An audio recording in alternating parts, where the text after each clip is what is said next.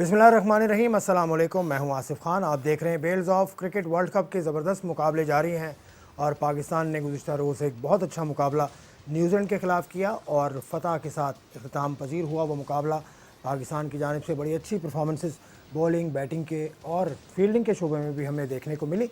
अब पाकिस्तान का अगला लाहे अमल क्या होगा, अगला मुकाबला और पाकिस्तान के चांसेस, उसके अलावा कल होने वाले मुकाबले में पाकिस्तान की परफॉर्मेंस और कहीं कहीं अगर कुछ कमी रह गई है तो यही वो बेहतरीन मौका है कि उस पर बात की जाए और उस जो छोटी मोटी कमियां हैं उनको भी दूर किया जाए, ताकि अगले मुकाबलों में जहां गलती की गुंजाइश बिल्कुल नहीं है पाकिस्तान के पास, और बेहतर परफॉर्मेंस पाकिस्तान की टीम दे। और इसी तरह से हम आगे जाएंगे। आज के मुकाबले जो होने जा रहा है इंडिया वर्सेस वेस्ट इंडीज़, हम उस पर बात करेंगे। कवेश कंता सिंह हमें ट्रिनिडाद एंड टोबैगो से ज्वाइन करेंगे और पाकिस्तान के मुकाबले पर हम साबिक कप्तान और अपने दौर के ज़बरदस्त विकेट कीपर वसीम बारी साहब से बात करेंगे। और स्टूडियो में हमारे साथ एक ज़बरदस्त एनालिस्ट और जूनियर लेवल पर पाकिस्तान की कोचिंग का एक बड़ा नाम है मोहम्मद मसरूर। उनके साथ पाकिस्तान व मुकाबला वेस्ट इंडीज़, पाकिस्तान व मुकाबला न्यूजीलैंड हम शुरू करेंगे। बहुत शुक्रिया। वालेकुम मुबारक आपको एक बार फिर। चले यार, हो गई मुबारकबाद। जी जी, वर्ल्ड कप करें वर्ल्ड कप जीत लिया। मैं तो मैच टू मैच चलता हूँ। तो मैच टू मैच नहीं चलना ना, हमने मैच टू मैच ही चलना चाहिए। मैच चलना है। कल जीत गए, बंद करें ना इस चैप्टर को। तो फिर क्या करें? आप सवाल क्या करें? जीत में ऐसे फंसते हैं, ऐसे एक हार पे भी तो आप लोग फंसते हैं। नहीं, वो हार में तो फंसना चाहिए। हम नई रिवायत डालेंगे, हम जीत में हार की तरफ में ही तो बात करेंगे। तो जीत सवाल में हार की तरफ फंसो ना भाई। तो आप जीत में जब होगी, जीत पे बात होगी, तभी तो कोई गलती नहीं की कल पाकिस्तान, बहुत गलती, फ्लॉलेस खेला। नहीं, बहुत गलतियां। फिर किस बात की मुबारकबाद भाई? क्यों? मगर जीते ना, इस चीज आगे की बढ़े, बात तो देंगे ना। आगे बढ़े भाई, आप बढ़े, इन चीज़ों से आगे बढ़े भाई प्लीज़। पहले मैच जीता, इंग्लैंड वाला जीता, मुबारकबाद दे दे के वो हाल कर दिया। आगे क्या पाकिस्तान का सिलसिला बना है? टॉस जीत के सही फैसला किया था विलियमसन ने। टॉस जीत के विलियमसन ने फैसला सही नहीं किया। जीत गए आप इसलिए कह रहे हैं? नहीं, वो सरफराज ने भी good to toss to lose कह लें। अच्छा, अब यही तो आपको समझ नहीं आती। सरफराज माइंड गेम्स खेलता है, आप लोगों को समझ नहीं आती। नहीं, माइंड क्या गेम्स वो उसने ऐसे ही कह दिया? वो ये समझा कि शायद फैसला गलत हो गया? नहीं, वो दूसरे कप्तान के ऊपर शायद कोई डालना चाह रहा हो। नहीं, बैटिंग बाद में देखें ना, जिस तरीके से बॉल स्पिन हुआ है सैनेटर का, वो बता रहा था कि सेकंड बैटिंग कितनी मुश्किल है। अगर तो फिर तो विलियमसन का ठीक था ना फैसला? विलियमसन का फैसला ठीक था, मगर अगर पाकिस्तान टॉस जीतता, वो भी बैटिंग ही कर रहा था ना, वो फील्डिंग कर रहा था बल्कि। हाँ, चले, टॉस तो हमारे हाथ में नहीं है, इस पर हम इतनी ज़्यादा बात भी नहीं करेंगे। बिल्कुल। आपके दोस्त मनरो एज यूजुअल क्या of side the off stump, क्या है? मतलब मनरो को हो क्या गया है? इतना बड़ा प्लेयर की, मतलब इतना बड़ा प्लेयर तो आप नहीं कहेंगे एज सच को। फ्रेंचाइज क्रिकेट का, फ्रेंचाइज क्रिकेट, T20 के क्रिकेट का डेफिनेटली उसने परफॉर्म किया, मगर इंटरनेशनली एज सच उसने कोई बड़ी परफॉर्मेंसेस नहीं दी न्यूजीलैंड के खिलाफ। मगर वो एक सेटअप में लेकर चल रहे हैं तो बैक कर रहे हैं, जाहिर बात है। गप्तिल को भी कर रहे हैं। गप्तिल को भी करें। कल गप्तिल भी शुरू हुए थे, लेकिन वो गलत शॉट खेला और Shahanshah Afridi as usual ball spot on की उन्होंने, जगह पे स्लॉट में बॉल की। और नहीं, शाहीन पे तो मैं आऊँगा। यहाँ तो आमिर की बात चल रही है ना अभी, कि उन्होंने उसको ड्राइव कराया, आगे गए, एज लिया और बोल्ड हो गए, वहाँ से एक गेट ओपन हुआ। बिल्कुल उम्मीद थी कि केन विलियमसन आके खड़े होंगे, लेकिन वो चीज़ हो नहीं सकी। खड़े हुए, लेकिन वो चीज़ नहीं बन पाई जैसे उन्होंने पहले कहा था। लेकिन फाउंडेशन बहुत कहानी है उनकी बैटिंग की नीचे, जो हमने 83 for 5 पाकिस्तान 83 ने हासिल कर लिया था। जी। उसके बाद 100 प्लस की पार्टनरशिप, आगे जो विकेट गिरी है वो 100 प्लस की पार्टनरशिप उसने दी है। छठी विकेट 215 रन पे गिरी। शाहीन शाह अफरीदी पे आने से पहले आप लैप्सेस की बात कर लें कि जो आपने तकरीबन इतने अच्छे खासे रन्स बनाए हैं। देखिए, थोड़ी सी जो मैं समझता हूँ कप्तानी में थोड़ा सा बॉलिंग चेंजेस जो है ना लेट करा है सरफराज ने। वो आगे 50 ओवर्स तक जा रहे थे, उस time he go for the किल पे थे 83 for 5। That means strike bowler को वापस लेकर आने चाहिए। अगर आप एज अ कैप्टन आप खुद 50 ओवर्स खिलाने जा रहे हैं उस पिच पे, तो आपको प्रॉब्लम होगी। जो प्रॉब्लम उनको आई है, उन्होंने अपने स्ट्राइक बॉलर उस टाइम पे नहीं कराए, और पार्ट टाइमर नहीं, जो फॉर्म में नहीं थे, उनसे बॉलिंग करवाई गई। माद ने भी 2-3 ओवर किए, बट उस टाइम स्ट्राइक बॉलर को लेकर आते तो चांसेस बड़े अच्छे थे। अब पाकिस्तान के पास वो पांचवा बॉलर भी तो फिल इन करना पड़ता है ना। नहीं, डेफिनेटली पांचवा bowler, but that time 83 for 5 अगर 1-2 विकेट होती तो देन 40 ओवर्स अपने जो बॉलिंग जो ओवर्स हैं ना उनको शॉर्ट कर देना चाहिए था। 40 ओवर्स का प्लान लेकर चलते तो मेरे ख्याल से 40 ओवर्स में हम आउट कर देते उनको। मतलब वो जो प्रेशर है, प्रेस नहीं किया है। ये पहली दफ़ा नहीं है, ये पहली दफ़ा नहीं है इस टूर्नामेंट में कि आपने इस तरह से किया है। 50 ओवर्स के लिए आप जा रहे, और ऐसा नहीं है कि सिर्फ सरफराज ऐसा कर रहे हैं, दूसरी इनिंग में विलियमसन भाई भी वैसा ही करता नजर आया। विलियमसन की कप्तानी ज़रा प्रेशर पड़ा तो मुझे तो बड़ी हैरत हुई कि आप देखें उधर 2 ओवर ग्रैंड होम ने किए 20 रन दिए, 1 ओवर मुनरो ने किया 9 रन, तकरीबन उनके टोटल रन जो है ना 40 रन उन्होंने लीक किए। अगर विलियमसन खुद आए थे एज अ पार्ट टाइमर, उन्होंने अपनी जॉब डन कर दी थी, हफीज़ को उन्होंने आउट कर दिया था, और उसको आउट होने का तो उनको ही शुड चेंज, जैसे फिंच ने आए थे उन्होंने हफीज़ को आउट किया और चेंज हो गए। वो खुद 9 ओवर करके, आप हेनरी ने 7 ओवर किए हैं, 7 ओवर में 25 अच्छा चलें, इस पे तो हम चले जाएंगे, पाकिस्तान की परफॉर्मेंस को ज़रा ले लें, कुछ और पॉइंट ऑफ व्यू ले लें। वसीम बारी साहब अगर हैं हमारे साथ तो हम उनसे बात कर लेते हैं, और फिर वसीम बारी साहब का व्यू पॉइंट ले लेते हैं, उसके बाद फिर आगे चलेंगे। पाकिस्तान के नामवर, एक तो इनकी दोहरी जो है ना, इनकी खासियत, एक तो कप्तानी की है पाकिस्तान की टेस्ट और वनडे में, दूसरा विकेट कीपर, अपने दौर के मायनाज विकेट कीपर थे, तो सरफराज अहमद की दोनों हवालों से हम बात कर लेंगे। बारी साहब, सबसे पहले अस्सलाम वालेकुम। पाकिस्तान ने ये मुकाबला जीता है, मोमेंटम हासिल किया है, पहले तो इस कारकर्दगी को आप कैसे देखते हैं, और क्या पाकिस्तान इस काबिल अब हो गया है, वहाँ आ गया है कि इसी मोमेंटम को किसी तरह से कैरी फॉरवर्ड करें, कुछ और चेंजेस जो आप सजेस्ट करें? मैं समझता हूँ कि पाकिस्तान ने न्यूजीलैंड से मैच जीतकर क्वालिफाई सेमीफाइनल के लिए रास्ता अपना साफ कर दिया है।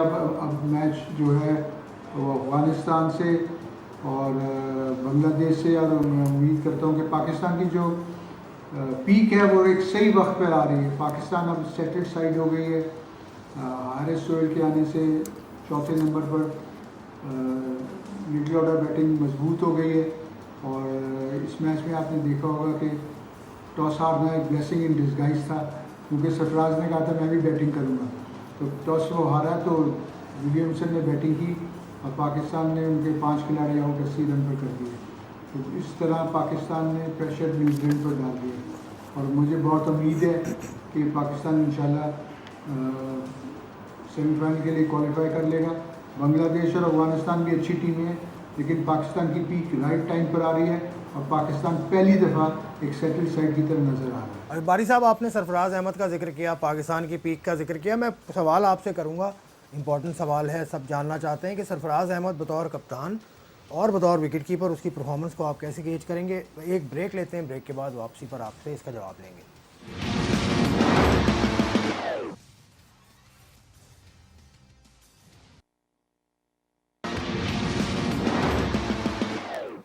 Welcome back to the program. Wasim Bari, साबिक कप्तान पाकिस्तान के, मौजूद हैं। सवाल ये था कि सरफराज अहमद की बतौर कप्तान कारकर्दगी और बतौर विकेट कीपर कारकर्दगी पर ज़रा रोशनी डालिए। पाकिस्तान का कैप्टन होने की निस्बत से उस सरफराज पर बहुत प्रेशर था, ख़ास तौर पर हिंदुस्तान की मैच के बाद, और लेकिन सरफराज ने हिम्मत से काम लिया, और आपने देखा कि उनकी सोच में भी तब्दीली आई है। साउथ अफ्रीका के खिलाफ भी एग्रेसिव उन्होंने खेल खेला, एग्रेसिव कप्तानी की, और ख़ास तौर पर न्यूजीलैंड के मैच में तो अच्छी कप्तानी की, हर वक्त कोशिश की कि विकेटें मिलती हैं तो प्रेशर डलता है।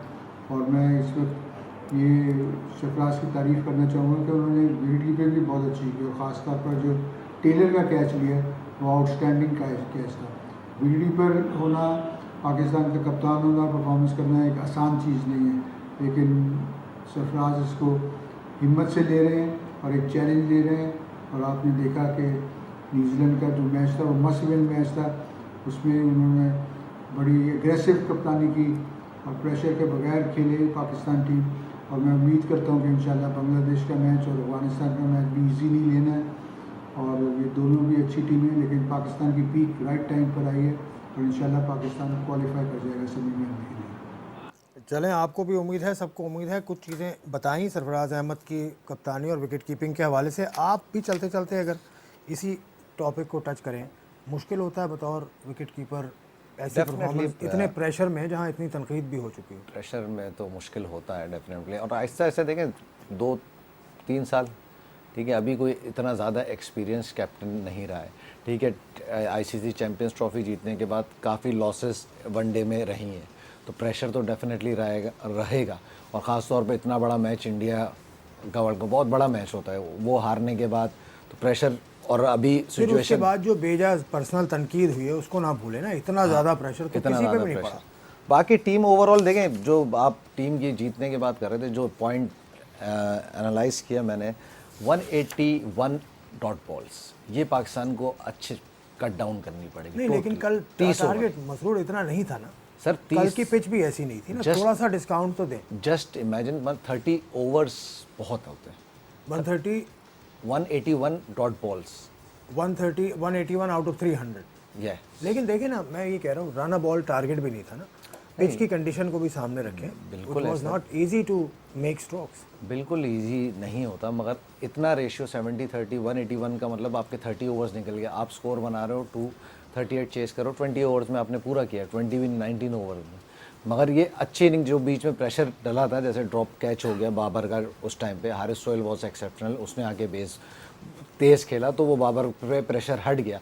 प्लस जोडी विलियमसन ने कैप्टनसी ऐसी करी कि पाकिस्तान का चांस खुद ब खुद निकल गया। नो डाउट बाबर एक्स्ट्रॉर्डनरी खेला और हारिस सोहेल ने चिप इन किया एज यूजुअल, वो फॉर्म में पिछले मैचों में भी करते हैं, बॉल टू बॉल खेल के गए। चले अब बैटिंग पे हम जा रहे थे, बस मैं ये साउथ अफ्रीका की बैटिंग ख़त्म कर लूँ।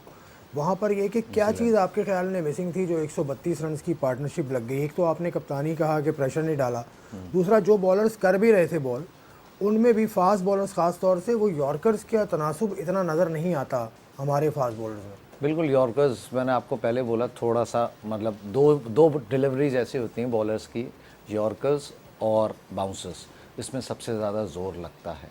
तो you have to be very very fit to bowl 2 और 3 यॉर्कर्स इन एन ओवर। तो थोड़ा सा मसाइल तो ज़ाहिर बात है फिटनेस के हैं, मगर जिस तरीके से बॉलिंग करी हमारे पूरे as a unit, combine unit, Shadab ने आके चिप इन किया, और शादाब की फॉर्म आहिस्ते आहिस्ते देखें, हेपेटाइटिस से बाद रिकवरी के बाद टाइम लगता है। मैच फिटनेस अलग होती है, वैसे फिटनेस आपकी डिफरेंट होती है।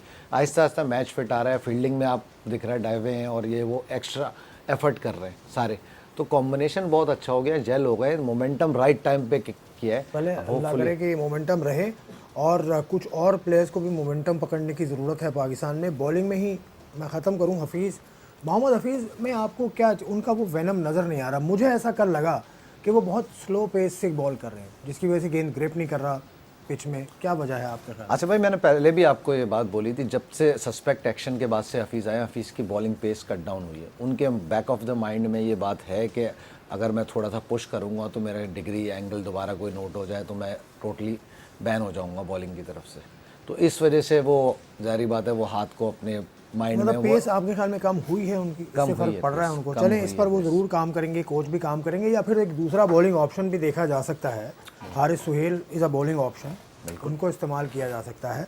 आ जाएं अब पाकिस्तान की बैटिंग की तरफ, चेस की तरफ। वंस अगेन इमाम और फ़खर ज़मान ऐसे ही खेलेंगे मेरे ख्याल, या उन्हें छेड़ने की ज़रूरत है कि वो इस तरह के मैं नहीं समझता नेचुरल शॉट्स ना खेलें? उनको छेड़ने की ज़रूरत। नेचुरल शॉट्स कितनी कारआमद हैं अगर वो टीम को फ़ायदा नहीं दे रहे? Natural style of play, style देखें, फ़खर का स्टाइल तो उसका एग्रेसिव है ही, मगर थोड़ी सी टेक्निक, थोड़ा सा उसको अपना शेप बरकरार रखना पड़ेगा कि भाई जिन बॉलों को वो हिट मार रहा है अर्ली ऑन, उसको थोड़ा अवॉइड करें, जो अपना जोन है एक जोन बना के खेले कि अगर इस जगह पे बॉल होगी तो मैंने हिट करनी, हर बॉल को हिट करने ना जाए। मेरे ख्याल है कम से कम उनको, अगर जिस स्टाइल के प्लेयर हैं, उन्हें क्रिस गेल को देखना चाहिए आजकल कि क्रिस गेल को कैसा वो खेल रहे हैं, लीव ज़्यादा कर रहे हैं। मतलब थोड़ा बहुत तो चेंज करना पड़ेगा मुल्क के लिए, थोड़ा सा करना पड़ेगा। Definitely। कितना डिस्काउंट आप देंगे कि इसका ये स्टाइल है खेलने का, कितना डिस्काउंट देंगे? ये तो टारगेट छोटा था, ऐसे डिस्काउंट तो मिलते रहे काफ़ी हमारे पास में भी, आप देखें, क्योंकि बहुत सारे फिर प्लेयर्स पीछे आ रहे हैं। शर्जील खान का भी ख़त्म हो रहा है अगस्त में, अगर वो पूरा प्रोसेस कर लेते हैं तो he will also be eligible to.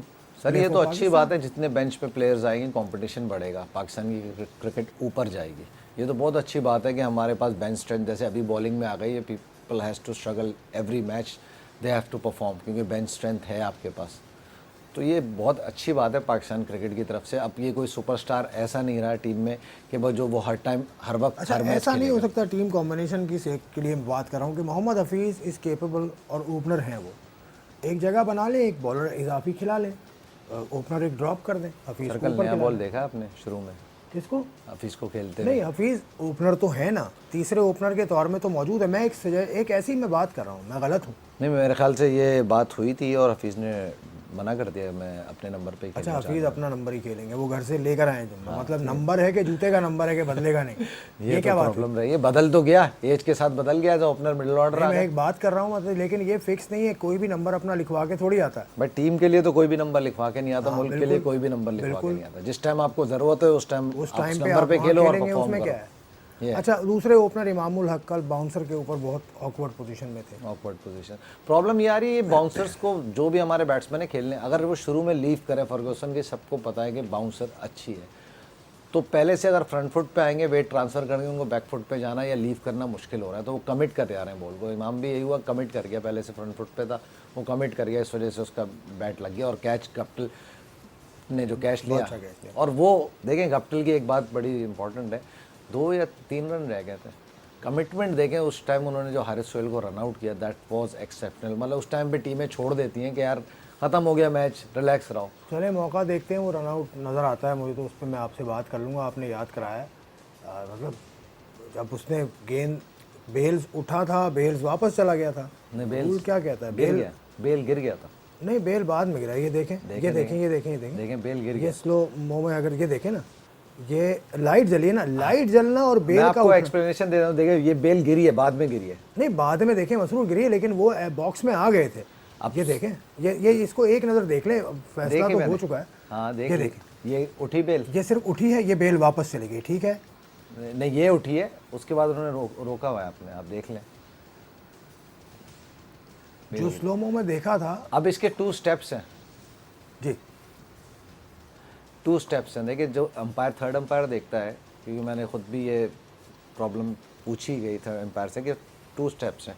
Once जब बेल लाइट अप हो रही है, ठीक है, अगर बैट्समैन बाहर है तो उसने अपना डिसीजन लिख लिया, फिर वो रिप्ले को और फॉरवर्ड करेंगे, आगे जाएंगे, देखेंगे बेल डिसलॉज हुई है या नहीं हुई।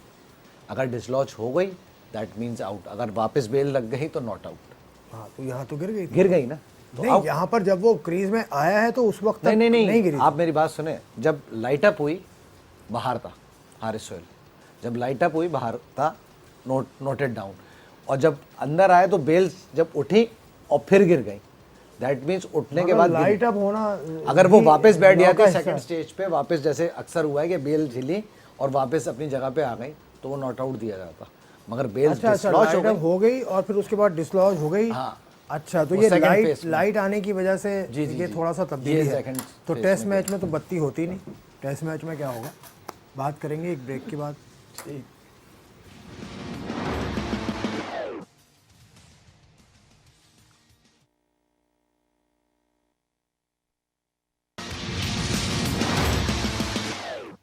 Welcome back to the program. Pakistan versus New Zealand पर ही हम अभी इस वक्त हैं। एक फाइनल हम बात कर लें, हफीज़ की हमने बात करी। बैटिंग पे अगर आ जाए, मोहम्मद हफीज़ की बैटिंग में जो चीज़ नज़र आ रही है, 2 ओपनर्स की बात हो गई, वो ये कि वो पार्ट टाइमर्स पे वो कंसंट्रेशन लूज़ कर रहे हैं, ऐसा लग रहा है। फिंच हो, मकरम हो, या कल आपने देख लिया विलियमसन हो।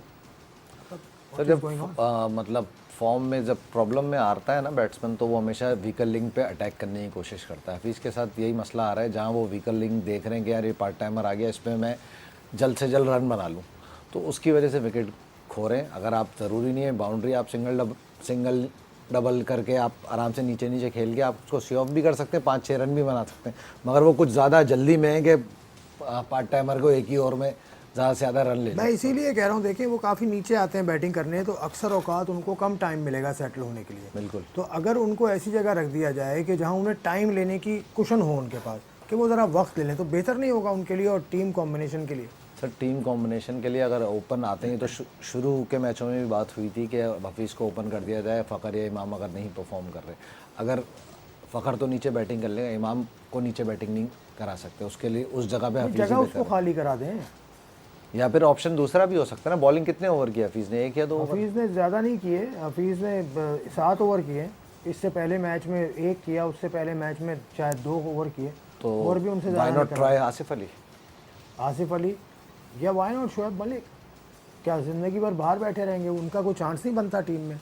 नहीं, अभी तो जो कॉम्बिनेशन में मुझे यही लग रहा है कि ये जो टीम मैनेजमेंट है वो हफीज़ पे ही बैक करेगी, हफीज़ को ही बैक करेगी कि शायद एक किसी मैच में, क्योंकि मैच प्रेशर 2-3 मैचों से खेलता आ रहा है, वो फील्डिंग बॉलिंग हर चीज़ में पार्ट है उनका, तो मुझे नहीं लगता कि इतनी जल्दी दोबारा से शोएब मलिक को कम बैक कराएंगे। क्योंकि शोएब उससे पहले आसिफ अली पे शायद चले। शोएब मलिक का जो एक्सपीरियंस है वो तो नेमुल बदल उसका नहीं है, परफॉर्मेंस ठीक है और राइट हम बात कर रहे हैं, लेकिन हो सकता है अब वो अच्छे फ्रेम में हो टीम के कॉज के लिए।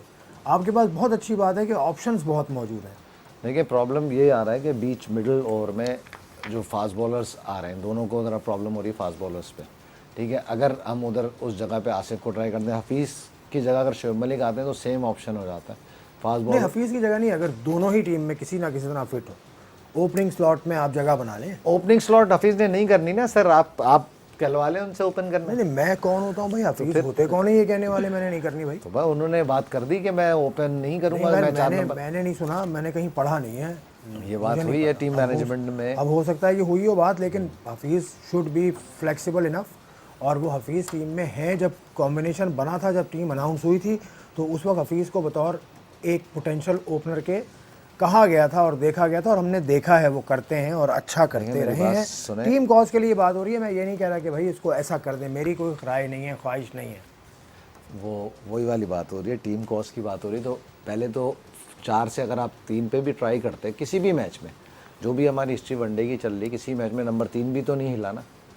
नंबर 3 अगर हफीज़ को ट्राई किया जाता है कि चलो ओपनिंग शॉट में, कभी ये होता है एज अ कोच मैं बता रहा हूँ कि भाई अगर फ़खर आउट होता है तो हफीज़ जाएगा, या इमाम आउट होता है तो बाबर जाएगा। 2 बैट किए होते हैं, सबकी अपनी अपनी फ़िलॉसफी है, अपने अपना गेम प्लान होता है। तो इस तरीके से भी आपको कम से कम एक एडवांटेज हो जाता है कि नया बॉल किस तरीके से खेल रहे हैं। इमाद वसीम की क्या यूटिलिटी है टीम में?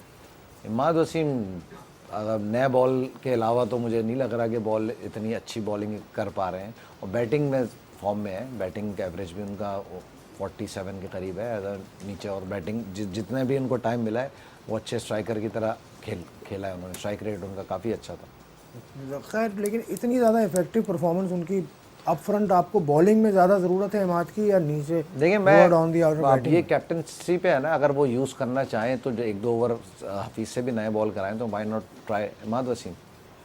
चेक करने ना बीच में, अगर 1-2 ओवर नए बॉल से हमेशा ही इफेक्टिव इमाद वसीम भी रहे। चलिए अब देखें अगला मुकाबला है पाकिस्तान का और उसमें कैसी परफॉर्मेंस रहती है। अगला मुकाबला जो आज होगा वो इंडिया वर्सेस वेस्ट इंडीज़। दोनों में टीम्स में कोई इतना ज़्यादा काफ़ी इतना ज़्यादा कुछ है नहीं, जैसी परफॉर्मेंस रही है अब तक दोनों ही टीम्स की। तो जो क्लियर फेवरेट्स हैं वो तो मैन इन ब्लू हैं, और जो मैन इन मरून हैं वो इतनी ज़्यादा अच्छी परफॉर्मेंस नहीं दे रहे। ट्रिनिडाड एंड टोबैगो से कावेश कंता सिंह ने हमें ज्वाइन किया। ही is a former first class player, former age cricketer from the West Indies, and he is a very qualified fellow, and he is one of the prominent analysts in that part of the world as well. Kavesh, thank you very much for joining in. First of all, let's sum up the performance of the West Indies in this competition so far. Hi Asif, thanks for having me on the show. Just to round off West Indies' performance thus far in the tournament, I think it's a disappointing one from a player's perspective. I thought we should have beaten Australia when we had the chance, and I think 300 plus against Bangladesh, we should have defended it reasonably. But as we stand right now, 3 points on the table is going to be very, very difficult, especially as you have to wait for other teams to really come and win games for you to advance, and that is going to be very difficult. I am very disappointed knowing the talent that we have among the guys that we play regional first class with, and I know what they are capable of. So it's really now a matter of a restructuring process, and probably planning for the next 4 years and for the next 50 over World Cup, and really try to groom a team in for that stage, and hopefully we can really highlight the amount of talent that there is in the Caribbean. As you indicate the following step, what would be the subsequent steps in the Caribbean post World Cup? What will be the tweaking to the first class setup or the domestic setup, and especially the captaincy of Jason Holder? How did you see he marshalling his troops, and how was he? Yeah, just to touch on Jason Holder a little bit and about his captaincy, I think he's pretty young yet. He has proven to be a decent captain in the test format, but the 50 over game he is under a little bit of pressure right now, and you know, we need to look at a strategical way to start grooming captains, especially at the under 15 and under 19 level. So we can have some more options in this format. You know, moving forward, I think it's really about a restructuring process, and I think first class cricket holds the key to, you know, if we improve on the way our first class cricket is being run, and if we improve on being able to really formulate the stats and really understand the stats to pull players and work on their strengths and weaknesses, I think we can really pull a better team forward moving into the future. Thank you very much, Kavesh, for your viewpoint on a number of issues, including the recent performance and the way forward for the West Indies. Thank you very much. तो अब इतना सोच रहे हैं West Indies के अंदर, वैसे lower level पे काफ़ी काम हो रहा है मुख्तलिफ आइलैंड में, जहाँ से ये हैं ट्रिनिडाड एंड टोबैगो से, उसके अलावा गयाना में भी बड़ा काम हो रहा है। इनके जो पुराने प्लेयर्स हैं वो काफ़ी फैले हुए हैं और वो यूनाइट हो रहे हैं मेरे ख्याल से काफ़ी। एक जगह नया जो बोर्ड के चेयरमैन आए वो काफ़ी पुराने प्लेयरों को एक जगह। स्कैरेट के आने के बाद से सूरत हाल बेहतर हुई है, और उसका पॉजिटिव आप देख रहे हैं कि क्रिस गेल ने ये कहा है कि वनडे और टेस्ट मैच भी खेलने को तैयार है वो, तो ये अच्छी साइन है। अच्छी साइन है, जारी बात है। देखते हैं कि अपना नारायण और इनको कब लेकर आते हैं, नारायण वगैरह, नारायण बद्री, लेकिन ये खुद से मेरे ख्याल से ये वो प्लेयर से ये T20 की तरफ चले गए थे, तो शायद ये वजह है कि ये वापस नहीं आए या खेलना ही वो वहाँ भी इन फ्यूचर आ जाए नारायण। हालांकि बद्री ये है कि बद्री के बारे में कवेश ने मुझे बताया था कि वो वहाँ पर रीजन में काम कर रहे हैं, और दूसरी एक और बात मैं आपको बता दूं कि बहुत जल्द सकलैन मुश्ताक को वहाँ बुलाना चाहते हैं, बुलाएंगे सकलैन को, और वहाँ पर उनके सेशन लोअर लेवल पे ये कराना चाहते हैं। ये समझ रहे हैं कि जो कन्वेंशनल ऑफ स्पिन बॉलिंग का आर्ट है वो ख़त्म होता जा रहा है वेस्ट इंडीज़ में। रॉजर हार्पर के बाद या कॉल हूपर के बाद और जितने भी आए, कोई ऐसा परफेक्ट गेल भी किया करते थे, लेकिन अब वो फिंगर स्पिनर या कैरम बॉल उसकी तरफ गए हैं, तो अब इतना सोचा जा रहा है नीचे लेवल पे। That's a good आप thing, लोग good क्या sign. कर रहे हैं नीचे लेवल पे? हम भी नीचे लेवल पे कर रहे हैं, देख रहे हैं नीचे लेवल की तो प्रोडक्शन चल रही है ना हमारी। बस आखिरी आपके पास 20 सेकंड है, बताएं क्या हो रहा है आपके कैंप में? कल आपने देखा नहीं नीचे लेवल का हमारा 3 आउट किए उसने टॉप लेवल पे। चले वो हाँ, शाहीन शाह अफरीदी इन्हीं के विंग्स में से निकले। चले ठीक है, ये बात भी मैं करी दूँ। 2014-15 में ऑस्ट्रेलिया गए थे, वहाँ पर स्टीव वॉ ने भी कहा था कि हसनैन और Shaheen are very good bowlers. इन्होंने उस वक्त भी कहा था मसरूर साहब ने कि ये पाकिस्तान के लिए अगला वर्ल्ड कप खेल सकते हैं, दोनों ही स्क्वाड का हिस्सा है। लेकिन और भी लोग हैं, पूरे एक सिस्टम है पाकिस्तान क्रिकेट बोर्ड का, एक पूरा एक पाथवे है, मुख्तलिफ कोचेज़ हैं, NC हो या रीजनल अकेडमी हो, हर जगह नर्चर किया जाता है ऐसा टैलेंट, और फिर वो ऊपर आता है। आज का मुकाबला एंजॉय कीजिए, इंडिया वर्सेस वेस्ट इंडीज़। कल फिर मुलाकात होगी। अल्लाह हाफिज़।